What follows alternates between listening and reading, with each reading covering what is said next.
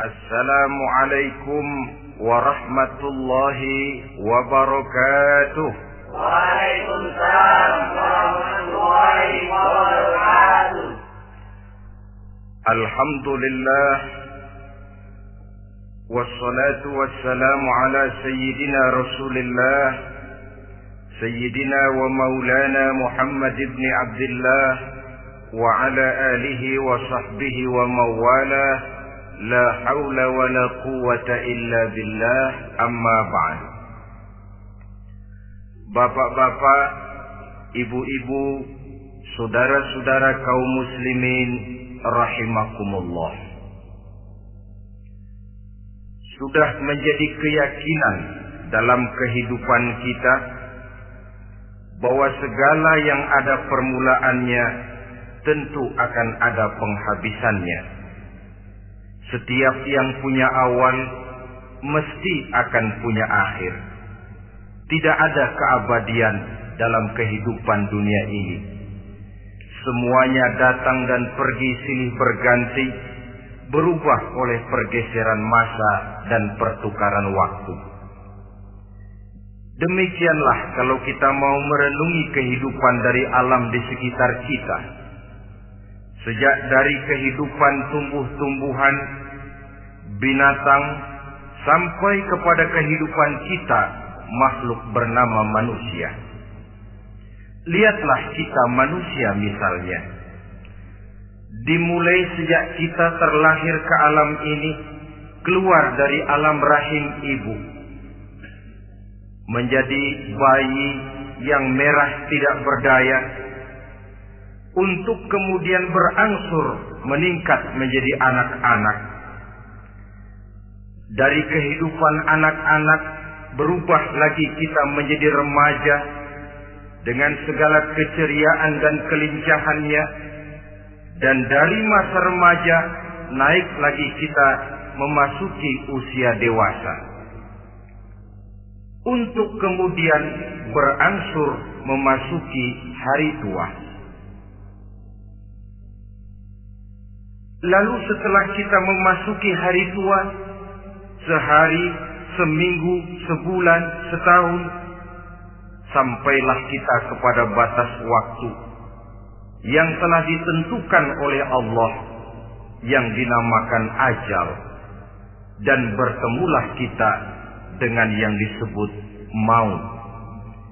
Ini merupakan kepastian dalam kehidupan. Kalau saja kita mau merenung perubahan-perubahan yang terjadi pada diri kita, seharusnya membuat kita insaf dan sadar. Di kala remaja kita begitu lincah, punya rambut yang hitam ikal berderai, punya lesung di pipi, punya senyum yang indah menawan setiap orang yang melihat, punya kulit yang kencang dan bersih. Manakala kita memasuki hari tua, perubahan frontal pun terjadi. Kulit mulai jadi keriput, rambut yang tadinya hitam ikal berderai mulai memutih, nikmat berkurang, gigi yang tadinya utuh dan sanggup mengunyah apa saja, satu demi satu permisi meninggalkan kita. Sangat boleh jadi, dikala remaja kita senyum semua orang terpikat. Dikala hari tua dengan kulit yang keriput dan gigi yang tidak ada lagi, manakala kita senyum, mungkin orang bakal lari dari sekitar kita. Kemana keindahan yang tadinya begitu menawan? Kemana senyum lesung pipit yang tadinya menarik perhatian orang? Pergi meninggalkan kita, berubah oleh pergeseran masa dan pertukaran waktu. Nah, bila maut datang menjemput kita, selesailah kehidupan sampai di situ? Ternyata belum. Kalau lahir merupakan perpindahan hidup dari alam rahim ke alam dunia, maka mati hakikatnya merupakan perpindahan hidup dari alam dunia ini ke ke alam kehidupan yang berikutnya yang dinamakan dengan alam barzakh. Andai kata hidup cuma sekali, secara moral kita sanggup berkata, alangkah tidak adilnya Tuhan. Kenapa? Dalam kehidupan ini kan aneka ragam terjadi. Ada orang yang zalim, ada orang yang dizolimi. Ada orang yang membunuh, ada orang yang terbunuh. Ada orang yang kaya, ada orang yang miskin. Ada orang yang jujur, ada orang yang menghalalkan segala cara. Sehingga banyak ketidakadilan yang terlepas daripada pengadilan dunia. Lalu orang pun bilang, di dunia ini katanya banyak pengadilan tapi sulit keadilan. Di dunia ini mudah mencari pengadilan tapi sulit untuk mencari ketidakadilan. Andai kata hidup cuma sekali, tidak akan ada hidup sesudah hidup yang sekarang ini.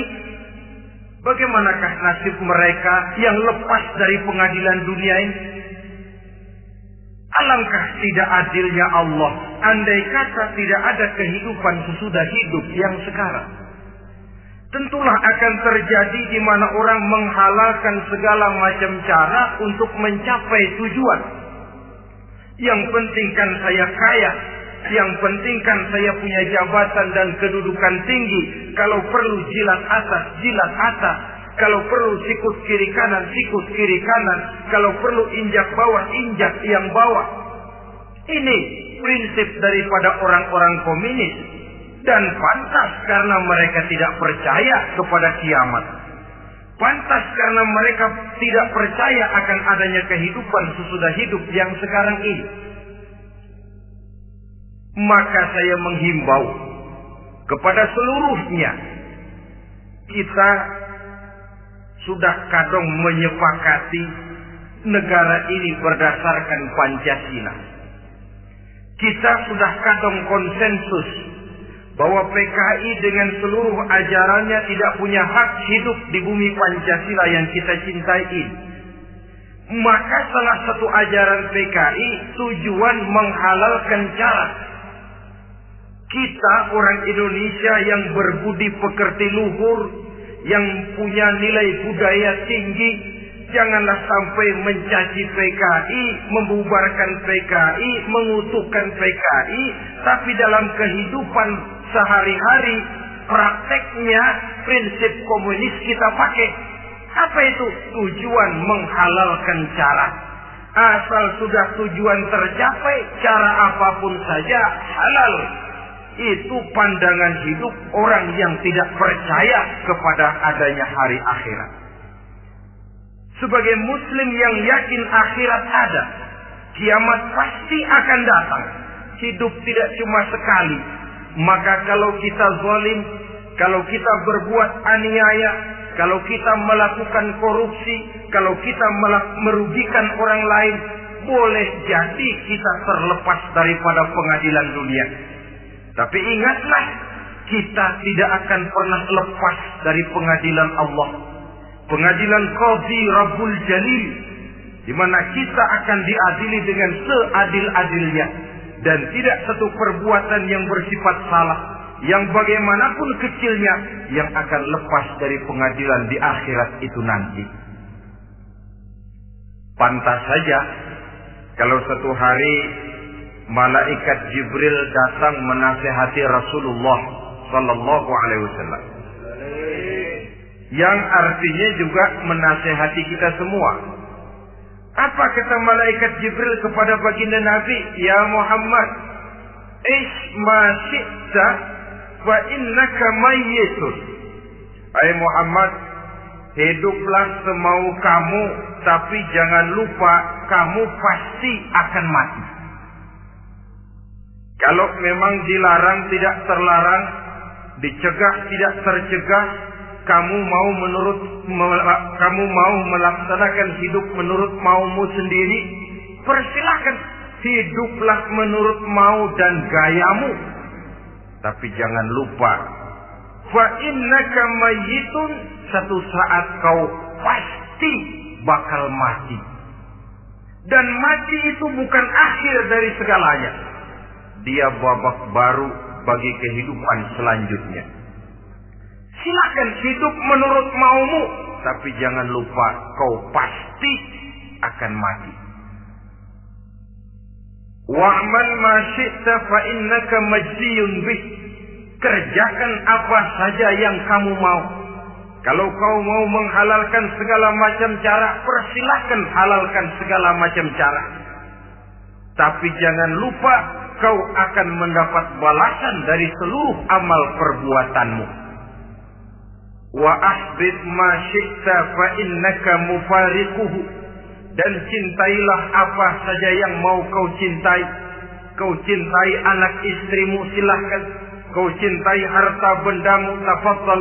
Kau cintai tanah airmu, kau cintai pangkat dan jabatanmu, persilahkan. Tapi jangan lupa, fa innaka mufariquhu. Kau pasti akan berpisah dan akan meninggalkan segala yang kau cintai itu. Apa artinya ini buat kita? Ternyata sesudah maut datang menjemput kita, ada kehidupan sesudah hidup yang sekarang ini. Ini yang mendorong kita untuk dalam kehidupan di dunia ini tidak melakukan prinsip saenake dhewe, semaunya sendiri saja, asal perut kenyang, asal pangkat tinggi, asal harta dapat. Masa bodoh dengan merugikan orang lain, masa bodoh dengan menipu orang lain. Iku jenenge saenake dhewe. Muslim tidak diajarkan.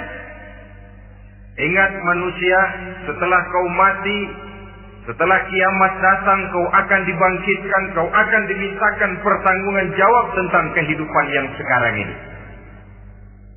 Saudara hadirin, oleh sebab itu kalau kita bicara soal kiamat, soal akhirat, ini memang masalah yang gaib, yang sepenuhnya tidak bisa dicernakan dengan kemampuan penalaran intelektual.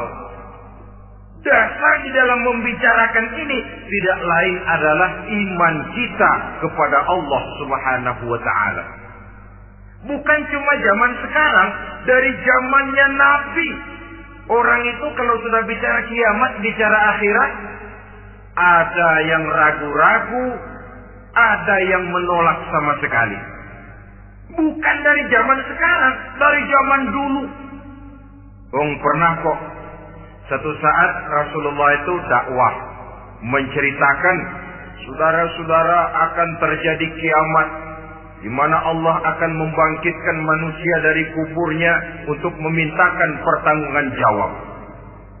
Ini dalam dakwahnya Nabi pidato macam itu. Apa reaksi orang? Yang beriman ya mantap, tapi yang tidak beriman, bajingan-bajingan Quraisy ini, mereka bertepuk tangan, mengejek, mencaci. Malahan ini yang luar biasa, ada dua orang kafir namanya Ubay bin Ka'ab dan Al-As bin Wa'il. Mendengar pidato macam ini, mereka buru-buru pulang ke rumah. Ngapain? Ngambil pacul.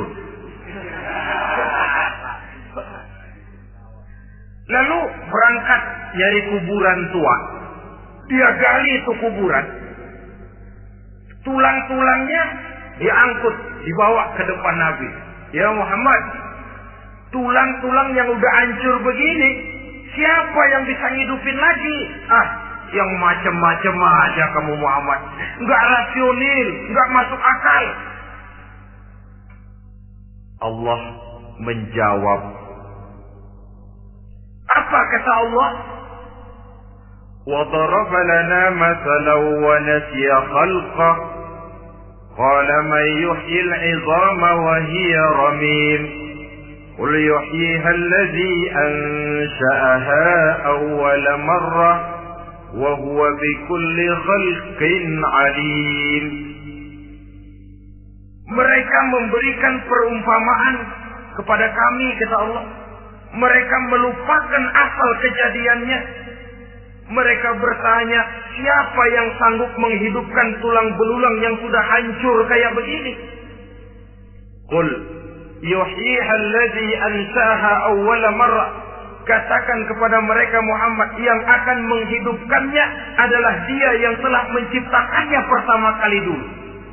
Kalau Dia sanggup menciptakan, Dia tentu lebih sanggup lagi untuk mengembalikan reproduksi ciptaan itu sebagaimana semula. Yang paling kasihan yang ragu-ragu. Akhirat itu ada apa enggak sih? Kiamat itu ada apa enggak sih? Lantaran ragu-ragu, terombang-ambing dia antara harapan dan putus asa, antara kenyataan dan idealisme.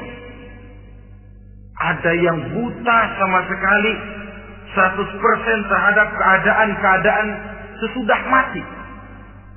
Perhatian mereka hanya tercurah kepada kehidupan sebelum mati. Yang mereka perhatikan siang dan malam tidak lebih daripada urusan perut. Pergi pagi, pulang sore, peras keringat, banting tulang. Cuma soal makan, soal minum, soal pakaian, soal kendaraan, soal rumah tangga, soal anak, soal istri. Yang mereka pentingkan hanya soal-soal politik misalnya, ekonomi, pembangunan dan industri. Untuk soal-soal kayak begitu, bias betul. Habis seluruh waktu untuk memikirkan, meningkatkan kebudayaan, politik, sosial, ekonomi. Kadang-kadang kurang tidur, kurang istirahat, berkeliaran ke sana kemari ke tempat yang jauh-jauh. Sampai kadang-kadang terkena stres, penyakit darah tinggi, ginjal, lever, untuk memikirkan hal-hal yang semata-mata karena dunia saja. Lantas boleh jadi mereka mendapatkan kekayaan yang berlimpah ruah, mendapatkan kedudukan yang tinggi, nama yang semerbak, dikenal orang di barat dan di timur, di utara dan di selatan. Tetapi alangkah kecewanya mereka jikalau datang ajal menjemput nyawa, mati mereka, meninggalkan harta yang banyak, nama yang masyhur. Mereka disebut dengan jasa-jasanya. Radio memberitakan, TV menyiarkan, koran-koran memuat. Bahkan nama mereka kadang-kadang dikenang 2-3 tahun setelah wafatnya.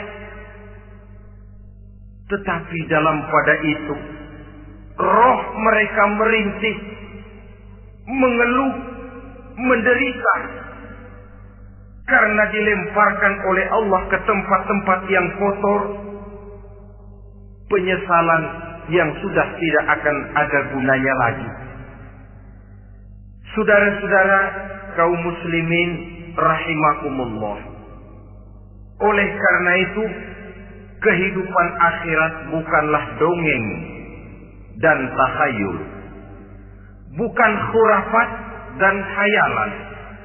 Kehidupan akhirat, hari kiamat adalah kebenaran dan kepastian. Dalam surah Al-Hajj ayat ke-7, Allah Subhanahu wa taala menyatakan, wa anna as-sa'ata atiyatun la raiba fiha wa anna Allah yab'atsu man fil qubur. Dan bahwasanya kiamat itu sesungguhnya adalah sesuatu yang pasti dan tidak ada keraguan-raguan lagi di dalamnya. Dan bahwasanya Allah sungguh-sungguh akan membangkitkan manusia dari kuburnya masing-masing. Nah, kalau kita sudah yakin kiamat sesuatu yang pasti adanya, akhirat sesuatu yang pasti adanya, dari mana pembicaraan tentang kiamat ini kita mulai? Tentu dari diri kita. Marilah kita mencoba melihat proses perjalanan hidup ini sampai kita memasuki kiamat. Hadirin, tidak ada makhluk secantik manusia. Tidak percaya, pernah ke Ragunan? Saudara masuk ke kebun binatang. Segala macam makhluk ada di situ. Ratusan macam jenis binatang. Bandingkan dengan saudara, kira-kira cakep mana?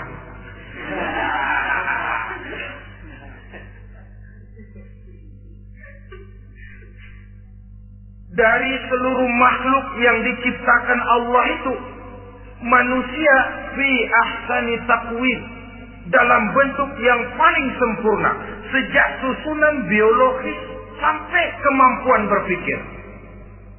Biologis kita ya Allah, diciptakan kita begini rupa. Diberikan 2 kaki untuk berjalan, 2 tangan untuk bekerja. Diberikan 2 mata, dua-duanya di depan. Pernah saudara mikir kalau mata kita yang satu di depan, yang satu di belakang? Rasanya nggak laku kacamata.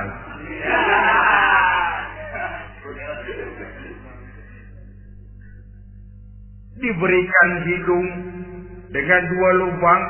Tahu betul Allah ke bawah lagi lubangnya. Coba pikir kalau lubang hidung kita menghadap ke atas. Aduh, kalau musim hujan repot jagain hidung. Laqad khalaqnal insana fi ahsani taqwim. Sungguh telah kami ciptakan manusia dalam bentuk kejadian yang paling sempurna ketimbang makhluk-makhluk Allah lainnya. Nah, kesempurnaan manusia ini oleh karena hidupnya terdiri dari 2 unsur pokok. Pertama unsur jasmani dan kedua unsur rohani. Jasad dan roh. Jasad yang terlihat sekarang ini, potongan saudara yang ngejedok di depan saya ini jasad saudara. Ini yang berasal dari saripati makanan yang dimakan oleh bapak ibu kita. Lalu hasil kerjasama yang baik antara ibu dengan bapak, terwujudlah kita. Kalimat langsungnya jasad ini berasal dari tanah yang tadi berubah dari bayi, remaja, dewasa, meningkat hari tua. Yang berubah itu jasmani kita. Kenapa? Karena jasmani itu materi, benda, daya tahannya terbatas. Dia berubah oleh pergeseran masa dan pertukaran waktu. Apa ada orang makin tua makin cakep? Jasmani oleh karena dia materi, dia berubah oleh pergeseran masa dan pertukaran waktu. Nah, yang menyebabkan jasmani itu bergerak karena ada roh di dalamnya. Ini yang menyebabkan kehidupan. Ini yang menjadi sumber kehidupan, pusat kesadaran dan pengertian dalam kehidupan manusia. Tanpa roh dalam diri kita, maka jasad kita pernah lihat orang mati. Itu kalau orang mati, coba perhatikan. Apanya yang kurang? Kupingnya masih ada, tapi sudah tidak sanggup mendengar. Matanya masih lengkap, tapi tidak mampu melihat. Jangankan melihat, terbuka saja tidak. Mulutnya masih ada, tapi sudah tidak bicara lagi. Telinganya cukup, tapi tidak sanggup mendengar. Kakinya lengkap, tapi tidak mampu lagi berjalan. Apa penyebabnya itu? Ternyata jasmani kita, jasad ini, manakala sudah ditinggalkan oleh roh, dia tidak akan bisa berdaya apa-apa. Tidak mampu berjalan, tidak pula berbuat, tidak pula bekerja apapun saja. Saudara-saudara, dua-duanya punya kebutuhan. Jasmani ada kebutuhannya, rohani pun ada kebutuhannya. Jasmani yang jelas perlu makan, perlu minum, perlu tidur, perlu pakaian, dan sebagainya. Nah, apabila saat berpisah datang, ajal sampai, berpisahlah roh dan jasad. Dan itulah yang dinamakan dengan maut. Jadi apa sih mati itu? Mati adalah berpisahnya roh dengan jasad. Sebab itu Islam sangat menganjurkan kita untuk banyak-banyak mengingat mati. Bagaimana caranya mengingat mati? Pertama, mati itu kan pasti. Kira-kira yang hadir di sini ada yang nggak mati nggak kira-kira? Semuanya bakal mati kan? Berani? Sekarang mau? Saudara, sebenarnya kalau kita merenung lebih jauh, orang itu tidak perlu takut mati. Walaupun tidak boleh terlalu berani menghadapi mati. Karena bagaimanapun takutnya kita kepada mati, toh dia pasti datang. Bagaimanapun beraninya kita mati, kalau belum ajal, dia tidak mati juga. Jadi Muslim itu kan harus berani menghadapi hidup dan tidak takut menghadapi mati. Mati adalah sesuatu yang pasti. Muslim dianjurkan banyak-banyak mengingat mati dalam kehidupan. Caranya bagaimana? Pertama, berziarah nengokin teman yang sakit. Ya? Suka nengokin teman yang sakit enggak? Oh, itu pahalanya kata Nabi. Menengok orang yang sedang sakit lebih afdal daripada sholat sunnah 1000 rakaat. Apa pernah saudara sembahyang sunnah sampai 1000 rakaat? Nengokin orang sakit pahalanya lebih afdal daripada itu. Kenapa menengoki orang sakit mengingatkan kita kepada mati? Iya ya, ini teman saya yang kemarin segar banget, bercanda sama saya, ketawa sama-sama, sekarang terbaring tidak berdaya. Hilang kemampuannya, hilang keceriaannya, sakit. Iya kalau sembuh, kalau aja, iya sekarang giliran dia, kalau jatuh ke saya. Lalu menghibur teman dengan kata-kata yang enak, yang akan mendatangkan sugesti supaya dia cepat sembuh. Jangan nengokin orang sakit, jujur. Sakit apa lu? Perut. Emang temen gua kemarin sakit begini mati. Wah, itu orang bisa jadi shock lantaran etika kita tidak akan sampai ke sana. Menjenguk orang sakit akan mengingatkan kita kepada mati. Apalagi ziarah kubur. Ada yang orang tuanya sudah meninggal? Nah, kalau ada, ya tidak bisa tiap hari, sekurang-kurangnya seminggu sekali. Jumat pagi misalnya, ziarah kita ke kubur. Sehingga kalau kita masuk kubur kan ada etikanya. Assalamualaikum ya ahlal kubur wa inna insyaallahu bikum lahiqun. Hai penduduk kubur, keselamatan bagi kamu dan kami yang masih hidup sekarang ini insyaallah pasti bakal nyusul kamu. Iya, yang kemarin gagah benar sekarang terbaring tanpa daya. Ini unggukan kuburannya. Yang kemarin ada sekarang sudah tidak ada. Kemana dia? Kami satu saat pasti akan begini. Ingat mati. Lalu apalagi yang bisa membuat kita ingat kepada mati? Mengawal jenazah. Bukankah sangat dianjurkan oleh agama? Bahkan kalau bisa sejak mengurusnya, memandikannya, mengkafankannya, menyolatkannya untuk kemudian mengantarnya ke kubur. Hari ini saya antar dia ke kubur, besok boleh jadi saya yang diantar orang. Hari ini saya solatkan dia, besok boleh jadi saya yang disolatkan orang. Hari ini saya masukkan dia ke liang lahat, besok mungkin giliran saya dimasukkan orang ke liang lahat. Ingat mati, tumbuh kesadaran. Lalu daya positifnya dalam kehidupan apa? Nah, saudara-saudara hadirin, orang yang mengingat mati bukan lantas menjadi lemah dalam kehidupan, menjadi putus asa, sedikit semangat, terbentur kesulitan, mudah frustasi. Bukan itu tujuannya kita diperintah mengingat mati. Jelasnya Islam menganjurkan kita untuk mengingat mati guna maksud-maksud yang positif, supaya orang lalu sadar hidup ini cuma sebentar. Maka mumpung hidup, nah ini mumpung, tapi mumpung yang baik.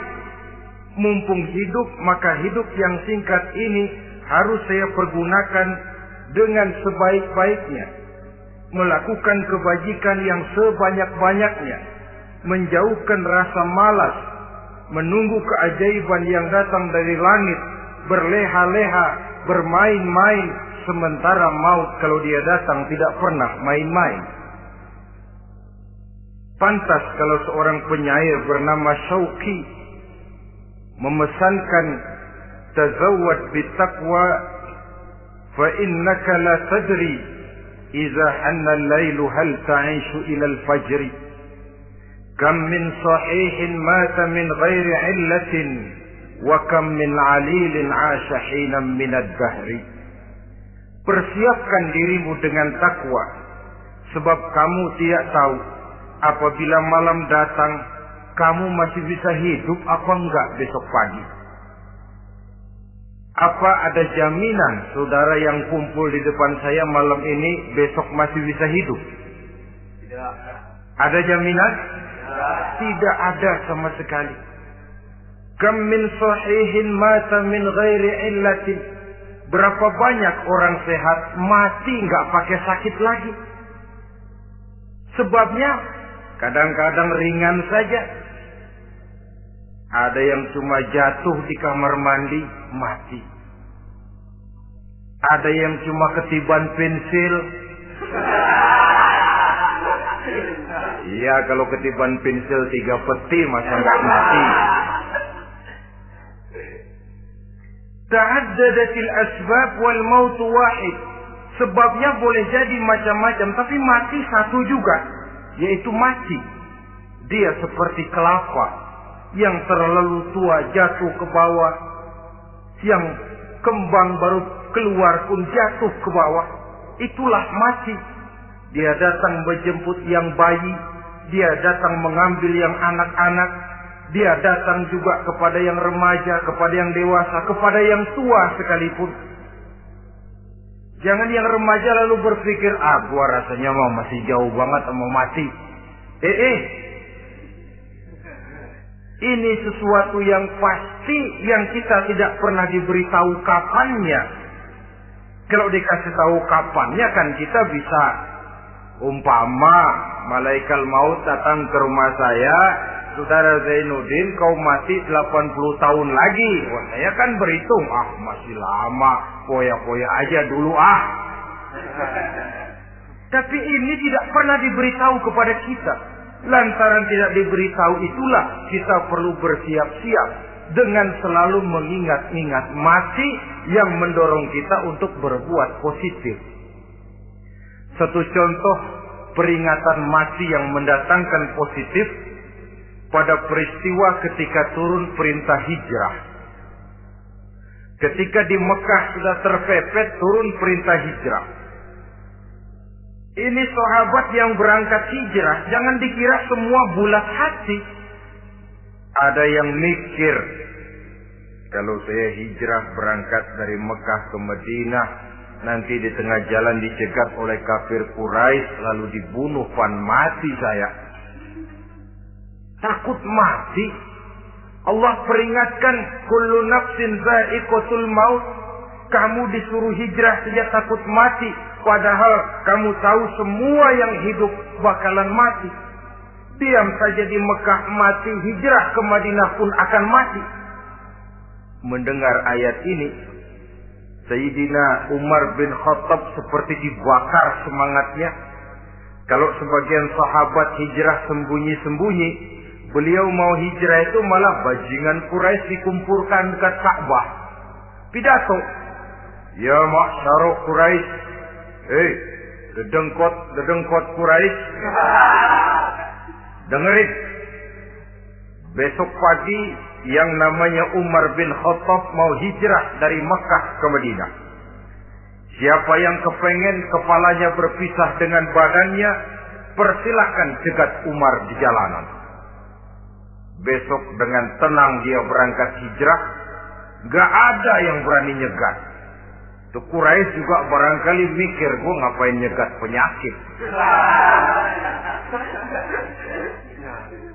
Begitu ingat mati, timbul semangat juang, timbul semangat berbuat. Ini ingat mati yang positif, bukan yang melemahkan semangat. Dah jangan kerja rajin-rajin dah, lu bakalan mati. Ini ingat mati yang salah pasang. Ingat mati seharusnya mendorong manusia untuk berbuat lebih tekun.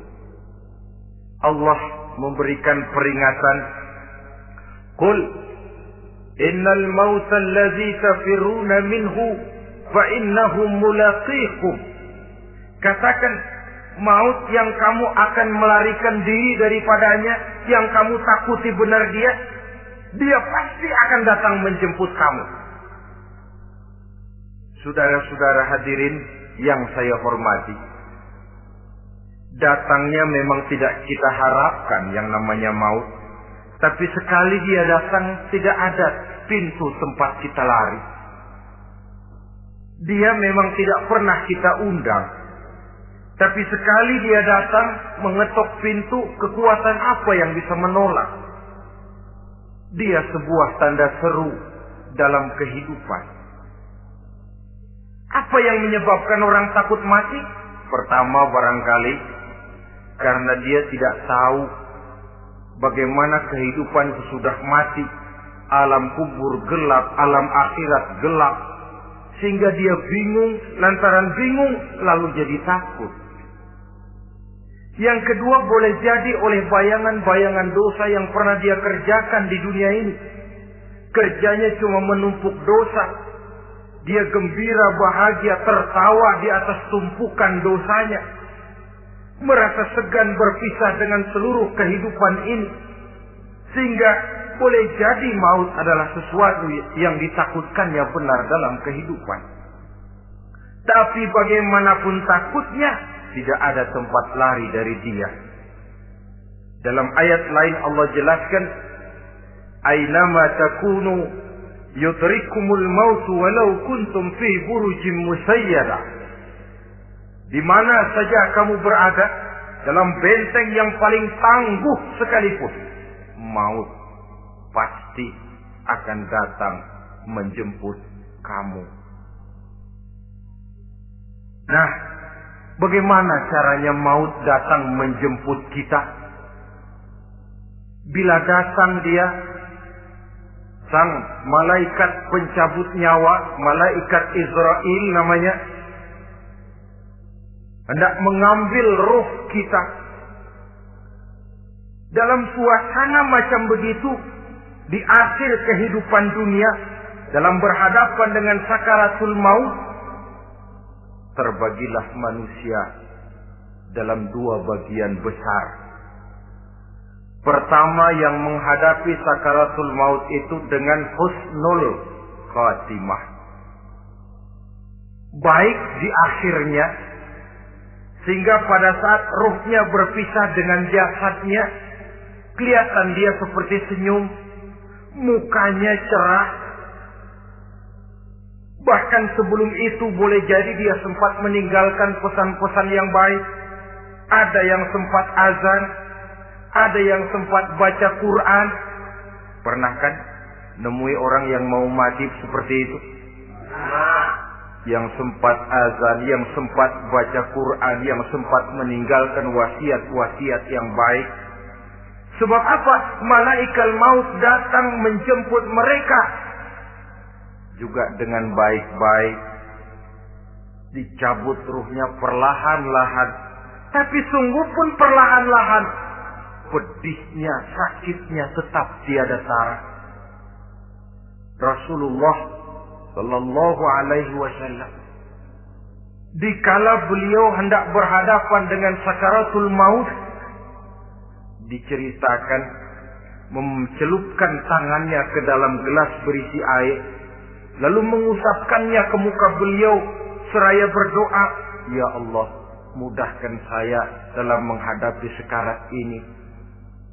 Beliau juga yang mengatakan bahwa sakitnya sakaratul maut sama dengan 300 kali bacokan pedang. Sehingga kita diajarkan doa, di antara doa selamat itu kan ada Allahumma hawwin alaina fi sakaratil.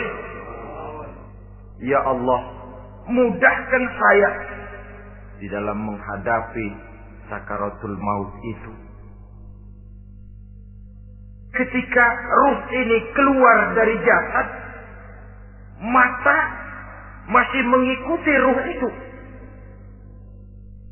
Jika kadang-kadang ada yang matanya terbelalak dan tidak sempat ditutup, terbuka terus, mengikuti ruh itu keluar dari jasadnya. Adapun golongan kedua, manusia yang ketika berhadapan dengan sakaratul maut mendapatkan su'ul khatimah, jelek di penghabisannya. Sekaratnya sudah setengah mati, lalu jelek juga di akhirnya, mati dalam keadaan yang tidak baik, tidak terpuji. Ada yang lagi megang kartu, mati. Ada yang lagi di tempat ngadu ayam, mati.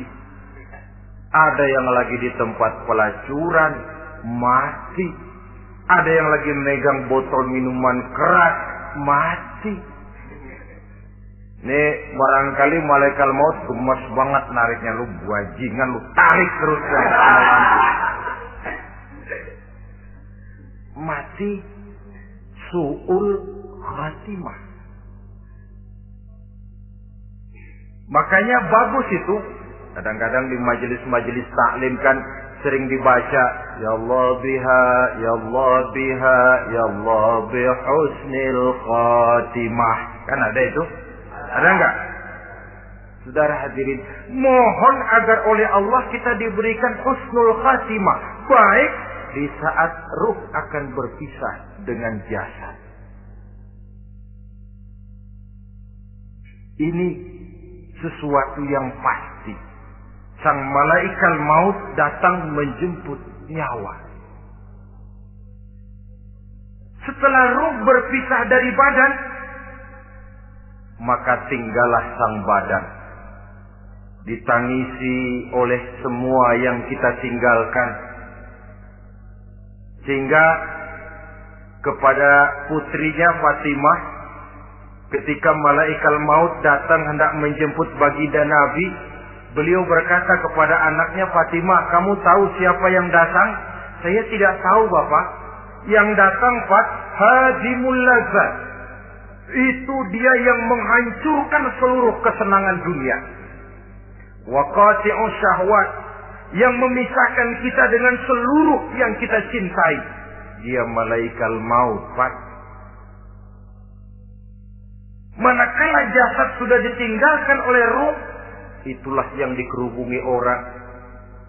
Anak menangis, istri menangis, orang tua bersedih, teman-teman merasa kehilangan, menangisi jasad. Diuruslah jasad kita, dimandikan sebagaimana mestinya, dikafankan dengan kain putih 3 lembar, itu yang hendak kita bawa kembali ke tempat asal kita. Pakaian sutra, jas yang mereknya Switzerland wool, kain yang Samarinda, sepatu yang Belly atau Beltoni, jam tangan yang Rolex, kendaraan yang serba mewah, tidak ada yang menyertai kita. Kain putih 3 lembar itu saja lagi. Demi setelah dikafankan, dibujurkan kita menghadap ke arah kiblat, orang banyak pun datang menyolatkan kita dengan 4 takbir, diiringi dengan doa. Lalu upacara pelepasan, berangkat kita meninggalkan anak, istri, suami, kampung halaman, tanah air, bahkan alam dunia ini. Selamat tinggal alam dan seluruh isinya. Tinggallah yang tinggal. Saya akan kembali ke tempat asal dari mana saya datang, untuk kembali mempertanggungjawabkan seluruh perbuatan saya dalam kehidupan ini. Manakala upacara pelepasan selesailah sudah, dimasukkan kita ke keranda jenazah, digotong orang, bismillah wa ala millati rasulillah, dibawa ke tempat peristirahatan terakhir katanya. Padahal dulu kalau mau kita istirahat, ke villa lah kita, ke Bali lah kita, ke Hong Kong lah kita, ke tempat-tempat tamasya yang indah. Oh, rupanya akan sampai juga perjalanan menuju tempat peristirahatan terakhir, yang luasnya tidak akan lebih dari 2 kali 1 meter. Diusung orang kita, diantarkan orang banyak. Manakala sampai ke atas liang lahat, pengusung jenazah dibuka, diturunkan kita ke liang lahat, dibaringkan. Gumpalan tanah akan jadi bantal kita. Muka dibuka, dihadapkan ke arah kiblat. Setelah itu ditutup liang lahat kita dengan kayu. Masih belum kurang, diuruk dengan tanah. Yang menguruk orang-orang yang tadinya mencintai kita, menyayangi kita. Tapi ketika jasad sudah ditinggalkan ruh, habis rupanya cintanya. Coba jasad kalau sudah ditinggalkan ruh, 3 hari aja di rumah serem. Ya mayit, siapa yang betah nemenin mayit?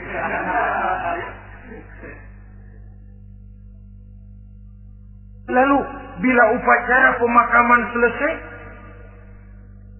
maka berusahalah semuanya.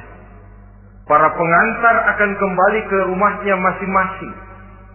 Maka masuk kita ke alam kehidupan, yaitu yang disebut alam barzakh atau alam kubur. Apa selesai hidup sampai di situ? Tidak. Hanya beberapa langkah setelah yang mengantar kita pulang, diriwayatkan dalam hadis Bukhari dan Muslim, bila seseorang sudah diletakkan di kuburnya, lalu yang mengantar kembali pulang, maka roh si mayit akan dapat mendengar bunyi terompah orang yang pulang itu. Bunyi terompahnya terdengar. Datang 2 malaikat menanyakan dia dengan pertanyaan-pertanyaan yang kalau bisa dijawab dengan betul, 2 malaikat yang bernama Munkar Nakir akan bilang, jawabanmu betul, tenanglah kau di sini, naumatal arus, tidurlah kau di sini seperti tidurnya pengantin. Orang yang baik-baik di alam kuburnya akan mendapat nikmat kubur. Sehingga masa penantian yang lama, jangan lupa, kita masuk ke kubur itu kan menunggu sampai datangnya hari kiamat. Jadi kalau kiamat umpama masih 1000 tahun lagi, ya 1000 tahun kita menunggu. Orang yang baik-baik penantian di alam kubur, kata malaikat, naumatal arus, tidurlah kamu seperti tidurnya pengantin. Bagaimana sih tidurnya pengantin? Enggak berasa. Iya, kata anak sekarang endah aja. Begitu mendusin pagi, kata lakinya, malam sebentar bener ya Neng. Sebentar betul katanya malam. Ya tentu saja tidak terasa. Kenapa? Dia tidak pernah memikirkan waktu. Terbawa oleh kenikmatan dan kelezatan yang dirasakannya dalam kehidupan. Tapi orang kafir, orang yang dosanya bertumpuk, tidak sanggup menjawab pertanyaan dua orang malaikat, maka dia akan mendapat azab di alam kuburnya terus menerus siang dan malam sampai datangnya hari kiamat. Ibarat maling ayam ketangkep, belum masuk pengadilan udah dikebukin duluan. Kan begitu kan? Ada maling ayam nggak di sini? Nah, itu yang nyaut tadi pengalaman itu. Di sidang belum divonis, belum digebukin babak belur. Saudara hadirin, maka alam kubur bisa merupakan raudhatun min riyadil jannah. Taman di antara taman-taman surga pun juga bisa merupakan hufratun min hufarin niran, menjadi liang daripada neraka. Ada lagi riwayat yang dari Imam Muslim yang diperoleh dari Zaid bin Sabit. Zaid bin Sabit cerita, satu hari kami bersama Rasulullah sallallahu alaihi wasallam berada dalam kebun kepunyaan Bani Najjar. Rasulullah sedang duduk di atas keledai. Tiba-tiba entah bagaimana itu keledai terkejut, kaget, berontak, hampir Rasulullah jatuh. Rasulullah kemudian bertanya, rupanya di kebun itu ada kuburan tua, 5 atau 4 kuburan. Rasulullah lalu bertanya, saudara-saudara ada yang tahu nggak ini kuburan siapa? Nggak ada ya Rasulullah. Memang kenapa? Ini penghuni kuburnya lagi disiksa oleh Allah. Andai kata boleh saya mohon kepada Allah supaya kamu dengar seperti yang saya dengar, andai kata saja kamu kuat mendengarnya, saya pasti akan berdoa. Tapi sayang, saya yakin kamu pasti tidak akan kuat mendengar mereka mendapat azab di kuburnya. Hadis sahih riwayat Imam Muslim dari Zaid bin Sabit. Kehidupan di alam barzakh. Pak, iya kalau yang matinya dikuburin. Lah kalau yang matinya diceburin ke laut, dibakar, di medan perang hilang gak ketahuan kemana jenazahnya. Saudara, hilang kek, dikubur kek, di dalam lautan, direndam kek, itu kan cuma logika kita. Menurut Allah tidak ada perbedaan orang mati dikubur di dasar lautan, atau dibakar sampai jadi abu, atau gugur di medan perang tidak ketemu jenazahnya. Entah mereka tetap masuk ke alam barzakh namanya. Jasad boleh hancur, tapi roh sebagai sumber kehidupan, pusat kesadaran dan pengertian, dia tetap ada, mengalami kebahagiaan dan kegembiraan, atau mengalami kepedihan dan penderitaan, bergantung kepada amalan yang kita lakukan dalam kehidupan di dunia ini. Maka dalam Yasin tadi kan jelas, qul yuhyiha alladzi ansha'aha awwala marrah. Yang menghidupkan mereka yang dikubur di dasar lautan, mereka yang dibakar sampai jadi abu, yang akan menghidupkan ialah Allah yang menciptakan mereka dulu pertama kalinya. Jadi kalau sudah ada aslinya, ya tentu tidak perlu contoh lagi, akan sangat mudah membuatnya. Orang tua kita, keluarga kita yang sudah berpulang, mereka di alam barzakh sekarang ini. Bisa mendapat nikmat kubur, bisa mendapat azab kubur. Bergantung amalan mereka dalam kehidupan di dunia ini. Dalam Musnad Imam Ahmad dan Sahih Abi Hatim malah ada tambahan riwayat. Orang yang banyak kebajikannya di dunia, amalannya akan datang menemani dia. Sholatnya dekat kepalanya, puasa sebelah kanan, zakat sebelah kiri. Menghibur dia. Malahan dikatakan berbentuk orang yang cantik menemani dia di alam kuburnya. Aneh dia tanya, man anta lam ara fid dunya ajmal minka? Siapa kamu? Di dunia ini belum pernah saya melihat orang secantik kamu. Dia jawab, ana amaluka sholeh. Saya adalah amalmu yang soleh yang kau kerjakan waktu di dunia. Saya sekarang diperintahkan untuk menemani kamu di sini. Alhamdulillah. Sedangkan amalnya yang jahat akan datang dalam bentuk yang menyeramkan menemani dia di sana. Bayangin deh, di kuburan ditemenin yang serem-serem. Sama juga di dunia. Di dunia, kalau kita di tempat gelap ditemenin orang cakep, enak nggak? Wah, pengalaman. Tapi coba bayangin, sudah tempatnya gelap, yang nemenin jelek nggak ketulungan, gerah kita. Nah, saudara hadirin yang saya hormati, lalu bagaimana tempat arwah-arwah yang sudah kembali menghadap Allah yang disebut mustaqarrul arwah itu?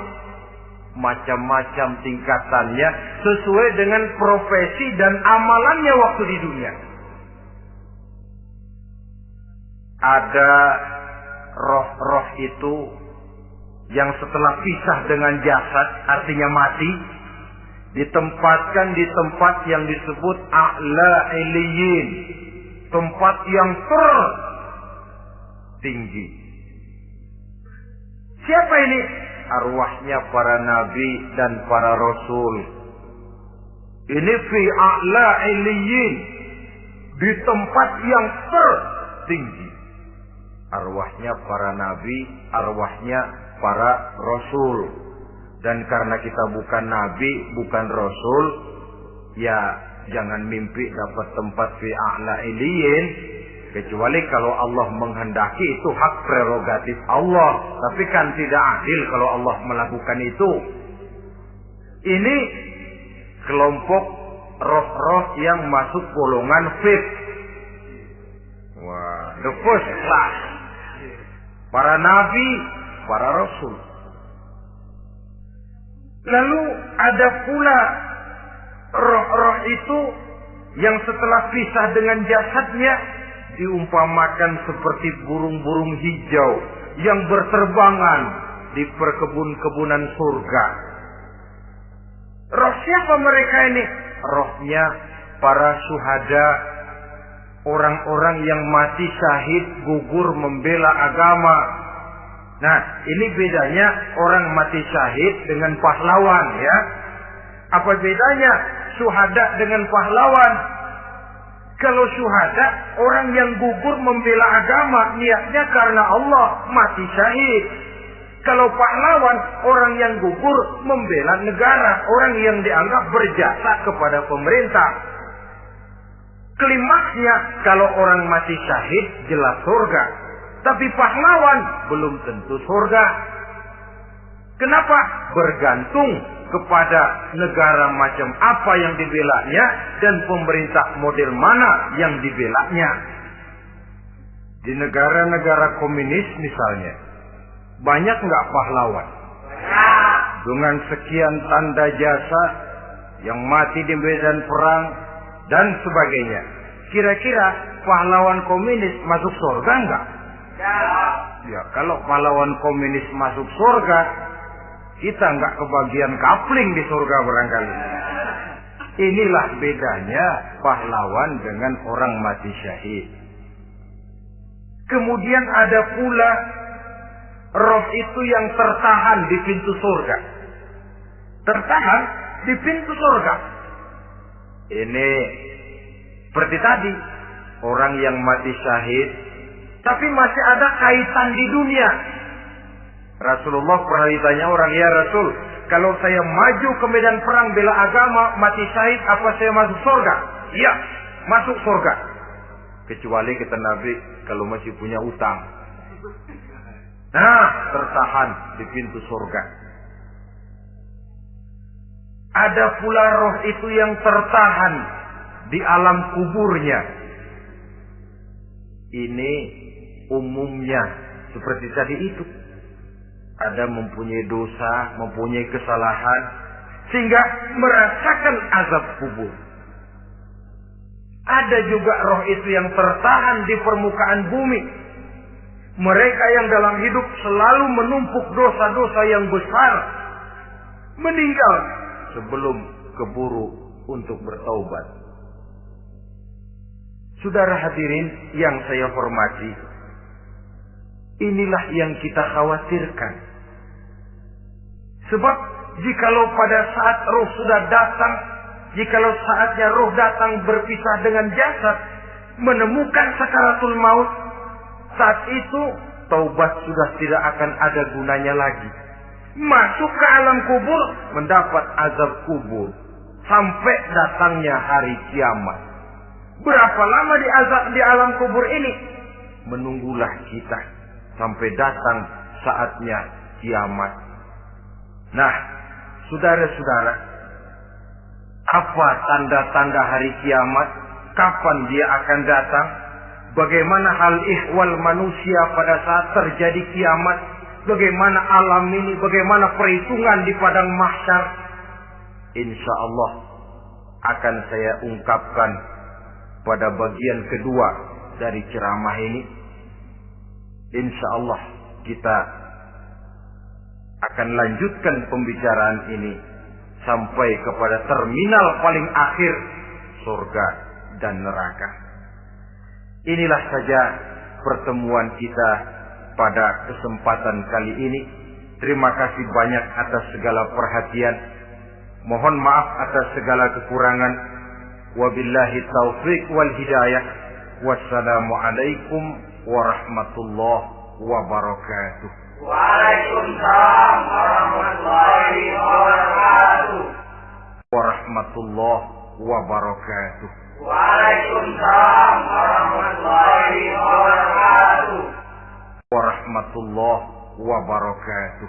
Waalaikumsalam warahmatullahi wabarakatuh. Warahmatullahi wabarakatuh. Waalaikumsalam warahmatullahi wabarakatuh. Warahmatullahi wabarakatuh.